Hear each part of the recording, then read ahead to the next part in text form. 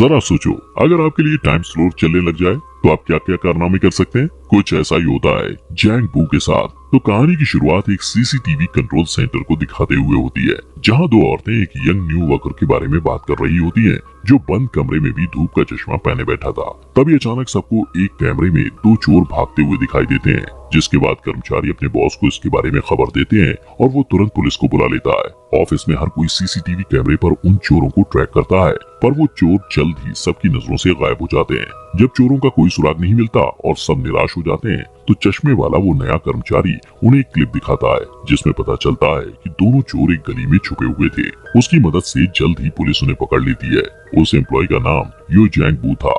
उसकी आंखों की प्रॉब्लम ऐसी थी कि वो हर चीज को स्लो मोशन में देखता था। आंखों की इसी खराबी की वजह से उसने चोरों के तेज भागने के बावजूद भी उन्हें छिपते हुए देख लिया था। यहाँ सीन शिफ्ट होकर पास में चला जाता है और हम देखते हैं कि जैंग बू क्लास 5 का स्टूडेंट है। वो अपने बचपन की दोस्त वोंग सू मी के साथ एक दौड़ में हिस्सा लेता है। यही वो समय था जब पहली बार जैंग को स्लो मोशन में दिखना शुरू हुआ था। जब उसके पेरेंट्स को ये बात पता चलती है, तो वो उसे डॉक्टर सियोक के पास लेकर जाते हैं, जो उसकी आंखों को चेक करके बताता है कि उसकी आंखों को एक रेयर बीमारी हुई है, जिसका नाम डायनेमिक विजुअल एक्यूटी है, जिसकी वजह से वो चलती हुई चीजों के सारे डिटेल्स इतनी बारीकी से देख सकता है जैसे वो दुनिया को स्लो मोशन में देख रहा हो। ये साबित करने के लिए डॉक्टर जैंग बू की तरफ एक बेसबॉल को बहुत हाई स्पीड में फेंकता है, जिसे वो आसानी से कैच कर लेता है। फिर डॉक्टर उसकी आंखों को आराम पहुंचाने के लिए उसे हर वक्त धूप का चश्मा पहनने को कहता है। जैंग बू की डिसऑर्डर का पता चलने के बाद उसके फादर पैसा कमाने के लिए विदेश चले जाते हैं, ताकि वो अपने बेटे का सही से इलाज करा सकें। जैंग बू घर में अपनी माँ और छोटी बहन के साथ रहने लगता है।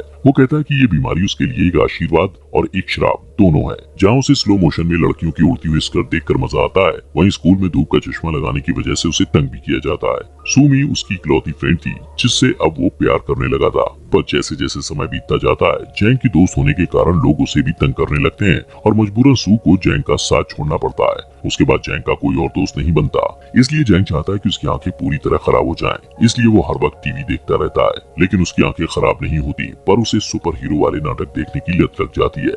वो सभी एक्टर्स को बारीकी से ऑब्जर्व करता है और उनके सारे दांव पेच सीख लेता है, पर प्रैक्टिस करने के लिए कभी बाहर नहीं जाता। उसके फादर पैसे बचाने के लिए छुट्टियों में भी नहीं आते।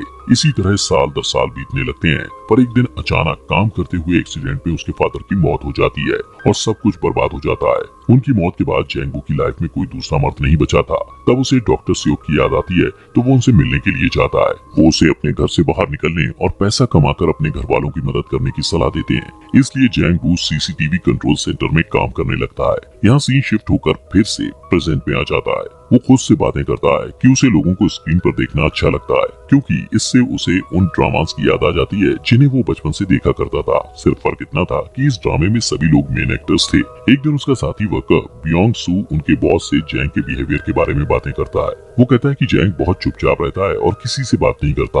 वो अपने बॉस से वादा करता है कि वो जैंग का ध्यान रखेगा, क्योंकि वो एक टैलेंटेड लड़का है। इसके बाद से वो जैंग के पास ही बैठने लगता है और काम के दौरान उससे बात करने की कोशिश करता है। लेकिन शर्मिला जैंग बू उसके सभी सवालों का जवाब सिर हिलाकर देता है और मुंह से कुछ नहीं बोलता। कैमरा मॉनिटर करते वक्त वो काउंट करता है कि एक निश्चित जगह पर पहुंचने में लोगों को कितने कदम चलने पड़ते हैं। बियोंग सू को ये सब अजीब लगता है, पर वो कभी उससे इस बारे में नहीं पूछता है। जैंग बू से घुलने मिलने के लिए वो उससे पूछता है कि उसकी कोई गर्लफ्रेंड है या नहीं। इस सवाल से जैंग बू को सूमी की याद आ जाती है और अगले ही दिन वो उससे मिलने के लिए उसके घर चला जाता है। सूमी बड़ी होकर एक खूबसूरत औरत बन चुकी थी, पर उसे पैसों की दिक्कत थी। उसका कर्जदार उससे झगड़ता है और सू को कहता है कि वो अपना घर बेचकर उसका कर्ज चुका दे। जैंग बू उसे दूर से देखता है, पर पास जाकर बात करने की हिम्मत नहीं जुटा पाता है। उस दिन से वो हर रोज सू को कैमरे में देखने लगता है। वो उसके डेली रूटीन को याद कर लेता है। सूमी हर रात एक कॉफी शॉप में सोडा पीती है और जैंग भी यही करने लगता है। फिर वो नोटिस करता है कि सूमी रास्ते में पड़े एक बेकार सोफे को देखती है,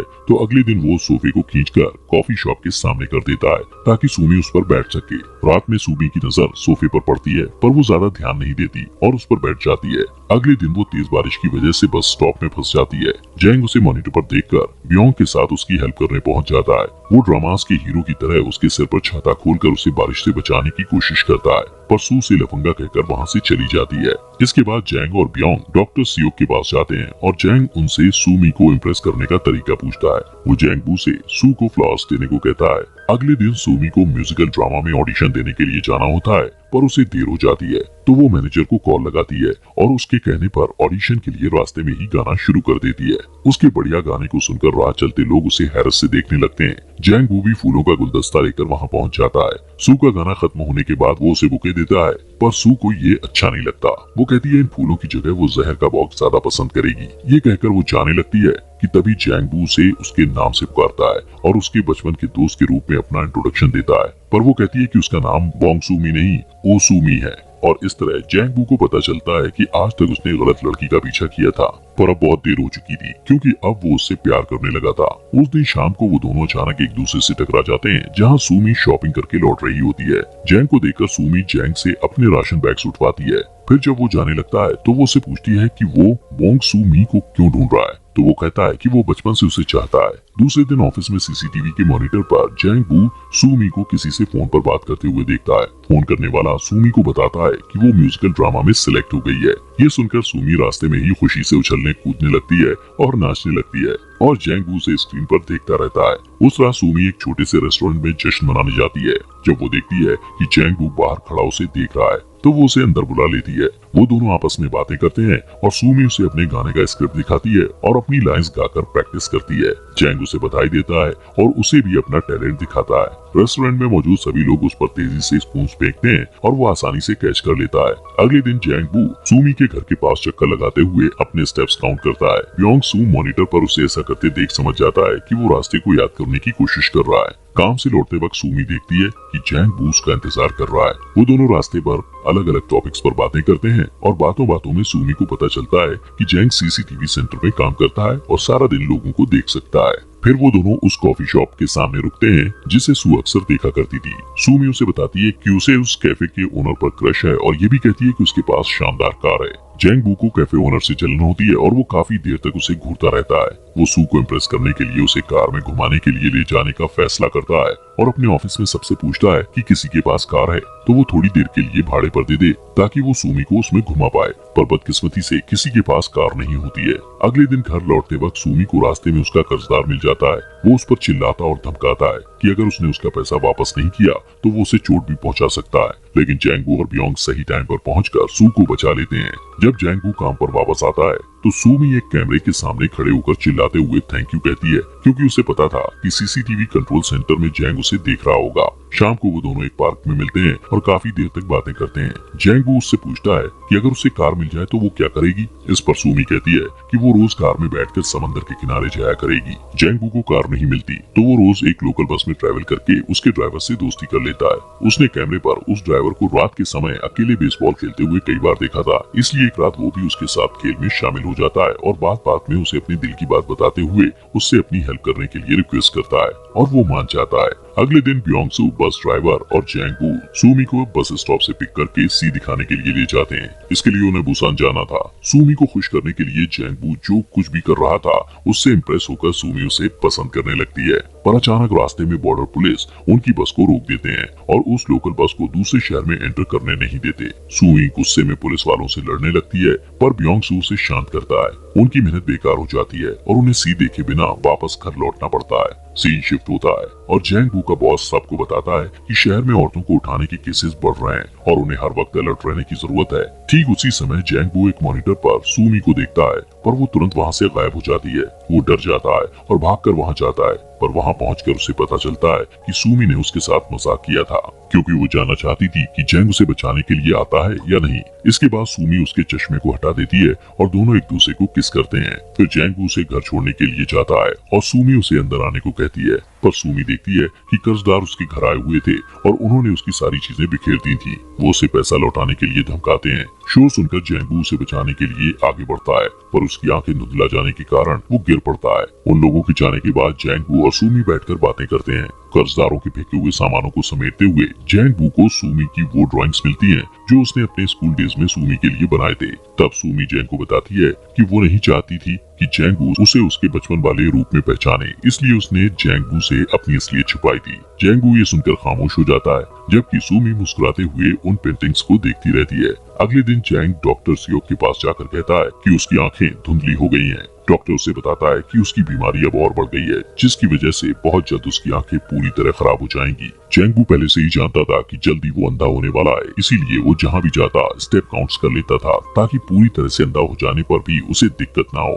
एक तरफ जहाँ जैंगू अपनी खराब होती आंखों से परेशान था, वहीं दूसरी तरफ सूमी को अपने कर्जों की फिक्र थी, इसलिए वो अपना घर बेचकर सारे कर्जे चुका देती है। पर अब उसके पास रहने के लिए कोई जगह नहीं थी। जैंगू स्क्रीन पर सूमी को अपने सामानों के बॉक्स के साथ एक दुकानदार से बात करते हुए देखता है कि अचानक उसके साथ काम करने वाली लेडी को एक दूसरे स्क्रीन पर कार को उसी एरिया में चक्कर काटते देख शक होता है। वो करीब से उस कार के नंबर प्लेट को देखती है और नोटिस करती है कि वो कार एक भागे हुए किडनैपर की थी। वो फौरन अपने बॉस को खबर करती है और तुरंत ही पुलिस को भी इन्फॉर्म कर दिया जाता है। पर तभी कार सबकी आंखों से गायब हो जाती है और सूमी भी जैंग की नजरों से ओझल हो जाती है। जैंग को डर लगता है कि कहीं सूमी को कुछ हो न जाए और वो उसे बचाने के लिए साइकिल लेकर निकल जाता है। रास्ते में उसकी आंखें पूरी तरह खराब हो जाती हैं और उसकी साइकिल एक कार से टकरा जाती है, जिससे वो गिर जाता है। ब्योंग सू कैमरे में ये सब देखकर उसकी हेल्प करने के लिए जाता है। उधर एक अनजान आदमी सूमी के पास जाकर उसका हाथ पकड़ लेता है, लेकिन वो उसे कहीं ले जाता इससे पहले जैंगबू उनकी तरफ दौड़ने लगता है। इसी बीच किडनैपर भाग जाता है और जैंगबू एक बस से टकराते टकराते बचता है।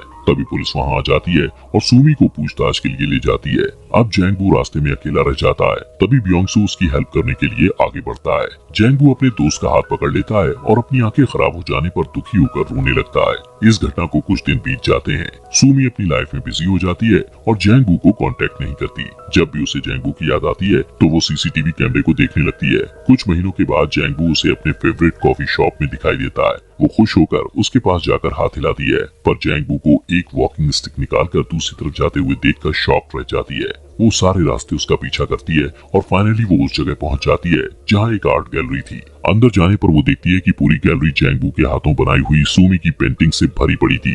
तभी जैंगबू को अकेले में यह कहते हुए दिखाया जाता है कि भले ही उसकी आंखें खराब हो गई हैं, पर सूमी उसे अभी भी याद है। अगले दिन सूमी फिर जैंगबू का पीछा करती है। इस बार जैंगबू से पूछता है कि वो कहाँ जाना चाहती है, तो सूमी समझ जाती है कि वो उसे महसूस कर सकता है। फिर दोनों एक दूसरे को हक करते हैं और मूवी खत्म हो जाती है।